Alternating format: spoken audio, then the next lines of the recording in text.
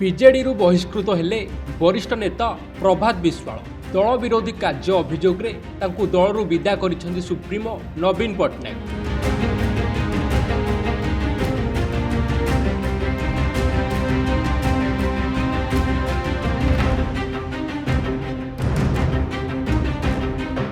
ପୂର୍ବତନ ବିଧାୟକ ତଥା କଟକର ଟାଣୁଆ ନେତା ପ୍ରଭାତ ବିଶ୍ୱାଳଙ୍କୁ ଦଳରୁ ବହିଷ୍କାର କରାଯାଇଛି। ଦୀର୍ଘ ଦିନ ଧରି ପ୍ରଭାତ ଦଳୀୟ ଅନୁଶାସନ ଉଲ୍ଲଂଘନ କରୁଥିବା ନେଇ ଅଭିଯୋଗ ହୋଇ ଆସୁଥିଲା।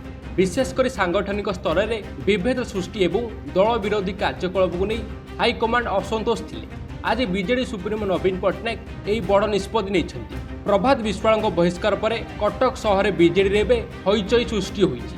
ପ୍ରଭାତଙ୍କ ଭଳି ଜଣେ ପୁରୁଖା ନେତାଙ୍କୁ ବିଦା କରି ନବୀନ ସ୍ପଷ୍ଟ ସଂକେତ ଦେଇଛନ୍ତି ଯେ ଦଳର ଶୃଙ୍ଖଳା ସବୁଠୁ ଉପରେ।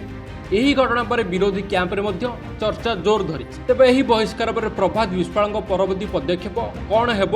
ନା କୌଣସି ନୂଆ ଦଳରେ ସାମିଲ ହେବେ, ନା ନିଜର ସ୍ୱାଧୀନ ଶକ୍ତି ପ୍ରଦର୍ଶନ କରିବେ, ତାହା ଦେଖିବାକୁ ବାକି ରହିଲା। ବ୍ୟୁରୋ ରିପୋର୍ଟ, ଡୁମାଣି ଟିଭି।